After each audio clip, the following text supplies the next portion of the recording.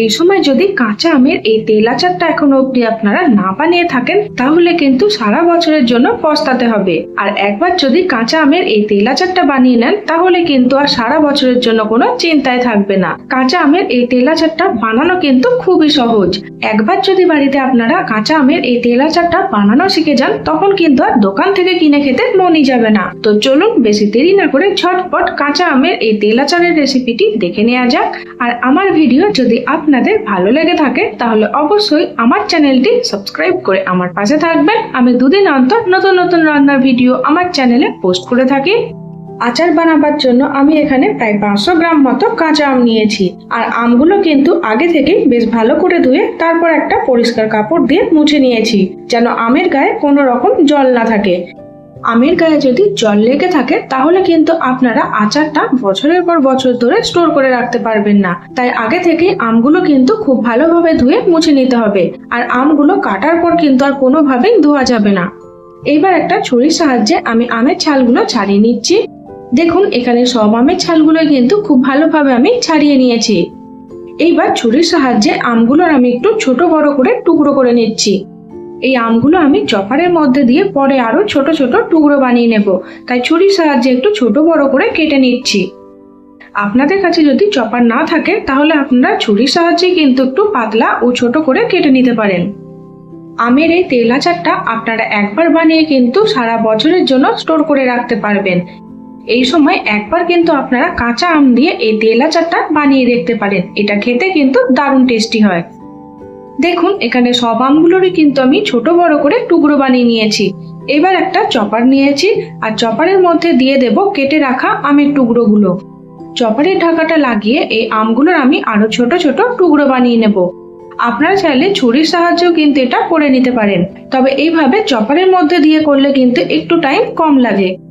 আমাদের সবারই কিন্তু কম বেশি এই কাঁচা আমের আচার খেতে ভালো লাগে। আর একবার যদি বাড়িতে এইভাবে কাঁচা আমের আচারটা বানানো শিখে যান তখন কিন্তু আর দোকান থেকে কিনে খেতে মনই যাবে না, কারণ বাড়ির বানানো এই কাঁচা আমের আচারের স্বাদ কিন্তু দোকানের থেকে অনেক গুণ ভালো হয়।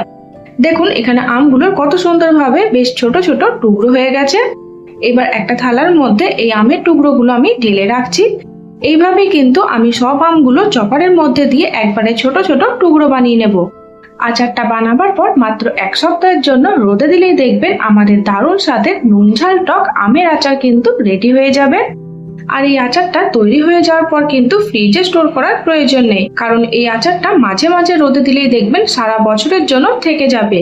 অবশ্য আমের এই আচারটা খেতে এতটাই টেস্টি হয় যে 2 থেকে 3 মাসের মধ্যেই দেখবেন পুরো কোটো খালি হয়ে যাচ্ছে। দেখুন এখানে সব আমগুলোই কিন্তু চপারের মধ্যে দিয়ে ছোট করে টুকরো বানিয়ে নিয়েছি, তবে এখানে কিন্তু সবগুলোই ছোট ছোট টুকরো নেই, ছোট ও বড় মিশিয়ে রেখেছি। এবার আমের তেল আচারের জন্য একটা মশলা বানিয়ে নেব। তার জন্য একটা প্যান নিয়েছি। প্যানের মধ্যে দিয়ে দিলাম প্রায় 3 চামচ মতো গোটা ধনে, 3 চামচ মতো গোটা মৌরি, 1.5 চামচ মতো গোটা জিরে, কালো সর্ষে ও হলুদ সর্ষে মিশিয়ে আমি মোট 4 চামচ মতো ব্যবহার করেছি। আর দিয়েছি 1 চামচ মতো মেথি দানা ও 1.5 চামচ মতো জোয়ান। আর ঝালের জন্য আমি এখানে শুকনো লঙ্কা ব্যবহার করেছি। এই সবকিছু কিন্তু খুব ভালোভাবে নেড়ে চেড়ে ভেজে নিতে হবে যতক্ষণ না অবধি এর থেকে একটা খুব সুন্দর গন্ধ বেরিয়ে আসছে। আর এই ভাজা মশলাগুলো ভাজার সময় কিন্তু গ্যাসের ফ্লেমটা একদম লোতে রাখতে হবে। যদি হাই ফ্লেমে ভাজা হয় তাহলে কিন্তু মশলাগুলো খুব তাড়াতাড়ি পুড়ে যেতে পারে আর ভেতর থেকে কিন্তু ভাজা হবে না। প্রায় 2 থেকে 3 মিনিটের জন্য কিন্তু ভাজা মশলাগুলো আমি ভেজে নিয়েছি। আচারের জন্য বানানো এই ভাজা মশলাটা আমি একটা বোলের মধ্যে ঢেলে নিচ্ছি আর কিছুক্ষণের জন্য ঠান্ডা হতে রেখে দেব। যে কোনো তেল আচারই কিন্তু আপনারা এই ভাজা মশলাটা দিয়ে বানিয়ে নিতে পারেন। আর আচারের জন্য এই ভাজা মশলাটা বানাতে আমি যেসব জিনিস ব্যবহার করেছি তার মধ্যে কোনোটাই কিন্তু আপনারা স্কিপ করবেন না, তাহলে কিন্তু আচারের টেস্ট অনেকটাই কমে যাবে। যতক্ষণে ভাজা মশলাটা ঠান্ডা হচ্ছে ততক্ষণে আচারে দেওয়ার জন্য আমরা তেলটা গরম করে নেব। তার জন্য ওই প্যানের মধ্যে আমি দিয়ে দিলাম প্রায় 150 ml মতো সর্ষের তেল। এবার সর্ষের তেলটা কিন্তু হাই ফ্লেমে খুব ভালোভাবে গরম করে নিতে হবে যতক্ষণ অবধি তেল থেকে ধোঁয়া উঠছে। দেখুন এখানে তেলটা কিন্তু আমি খুব ভালোভাবে গরম করে নিয়েছি আর তেল থেকে কিন্তু ধোঁয়া বেরোতে শুরু করে দিয়েছে। সরষের তেলটা ঠিক কতটা গরম করতে হবে তার জন্য আমি এখানে একটা আমের টুকরো তেলের মধ্যে দিয়ে দিলাম। দেখুন সঙ্গে সঙ্গে কিন্তু আমের টুকরোটা একদম পুড়ে গেল। ঠিক এই মতোই কিন্তু সরষের তেলটা গরম করে নিতে হবে। আর এদিকে দেখুন আচারের জন্য যে ভাজা মশলাটা আমি বানিয়ে রেখেছিলাম সেটা কিন্তু ঠান্ডা হয়ে গেছে। এইবার একটা মিক্সার জারের মধ্যে এই ভাজা মশলাটা আমি দিয়ে দিলাম। হালকা গরম থাকবে, সেই অবস্থায় যদি ভাজা মশলাটার পাউডার বানানো হয় তাহলে দেখবেন খুব সুন্দরভাবে পাউডারটা রেডি হয়ে যাবে। তো দেখুন আচারে দেওয়ার জন্য ভাজা মশলার পাউডার কিন্তু আমাদের একদম রেডি হয়ে গেছে। বারবার যারা আচার বানিয়ে খান তারা কিন্তু এইভাবে ভাজা মশলাটা বানিয়ে যে কোনো এয়ারটাইট কন্টেনারের মধ্যে রেখে স্টোর করতে পারবেন।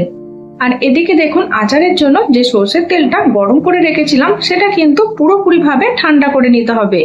ঠান্ডা হয়ে যাওয়ার পর তেলের মধ্যে দিয়ে দেব প্রায় 2 চামচ মতো কাশ্মীরি লঙ্কার গুঁড়ো, 2 চামচ মতো হলুদ গুঁড়ো আর 2 চামচ মতো নুন। কেটে রাখা সব আমের টুকরোগুলো আমি এর মধ্যে দিয়ে দিলাম। আপাতত আমি এখানে 2 চামচ মতো নুন ব্যবহার করেছি।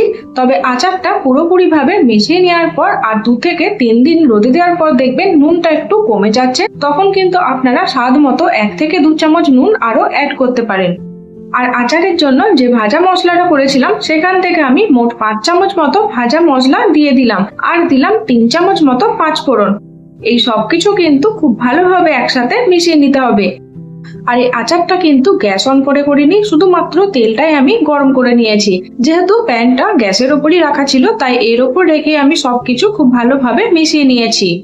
কাঁচা আমের এই টক নুন ঝাল আচারটা কিন্তু রুটি, পরোটা, মুড়ি যে কোনো জিনিসের সাথে খেতে কিন্তু দারুণ লাগে। আপনারা অবশ্যই একবার বানিয়ে দেখতে পারেন। দেখুন এখানে আমের সাথে কিন্তু সবকিছু খুব ভালোভাবে মেশানো হয়ে গেছে। আর এভাবেই কিন্তু আচারটা আমি ঢাকা দিয়ে প্রায় সারা রাতের জন্য রেখে দেব, যাতে নুন ও মশলা পেয়ে আমগুলো একটু নরম হয়ে আসে। পরের দিন সকালে এই আচারটার মধ্যে আমি 1 চামচ মতো ভিনিগার মিশিয়ে নিচ্ছি। ভিনিগার মেশানোর ফলে কিন্তু আপনারা এই আচারটা প্রায় 1 বছরের জন্য স্টোর করে রাখতে পারবেন, একদমই খারাপ হয়ে যাবে না। দেখুন আমাদের দারুণ স্বাদের কাঁচা আমের একদম টক নুন ঝাল মেশানো তেলের আচার কিন্তু রেডি হয়ে গেছে। প্রায় 1 সপ্তাহের জন্য রোদে দিলেই দেখবেন এই আচারটা খাওয়ার জন্য পুরোপুরি ভাবে রেডি হয়ে যাবে। এখন কিন্তু বাজারে বেশ ভালো ভালো কাঁচা আম পাওয়া যাচ্ছে, তাই কাঁচা আম শেষ হয়ে যাওয়ার আগে কিন্তু একবার আপনারা এই টক নুন ঝাল মেশানো তেলের আচারটা বানিয়ে দেখতে পারেন। এটা রুটি পরোটার সাথে তো খেতে ভালোই লাগে, এছাড়া সন্ধ্যেবেলাতে মুড়ির সাথে খেতেও কিন্তু দারুণ লাগে। এইবার একটা কাঁচের জারের মধ্যে এই আমের আচারটা আমি পুড়ে নিচ্ছি। দোকান থেকে কিনে আনা যে কোনো আচার খেতে ভালো লাগলেও সেটা কিন্তু আমাদের শরীরের পক্ষে একদমই ভালো নয়। তাই যারা আচার খেতে ভালোবাসেন তারা কিন্তু একবার বাড়িতে এইভাবে কম ঝামেলায় কাঁচা আমের আচারটা বানিয়ে নিতে পারেন। দেখুন আমি কাঁচের জারের মধ্যে সব আচারটা কিন্তু পুড়ে নিয়েছি। দেখুন আচারটা দেখতে কতটা লোভনীয় লাগছে, তাহলে খেতে কতটা টেস্টি হবে বলুন তো। এবার 1 সপ্তাহের জন্য রোদে দিলেই কিন্তু খাওয়ার জন্য পুরোপুরি ভাবে এই আচারটা রেডি হয়ে যাবে। তো আমার এই দারুণ স্বাদের কাঁচা আমের একদম টক নুন ঝাল মেশানো তেলের আচারের রেসিপি আপনাদের কেমন লাগলো কমেন্ট বক্সে জানাতে ভুলবেন না। আর আমার ভিডিও যদি আপনাদের ভালো লেগে থাকে তাহলে অবশ্যই আমার চ্যানেলটি সাবস্ক্রাইব করে আমার পাশে থাকবেন।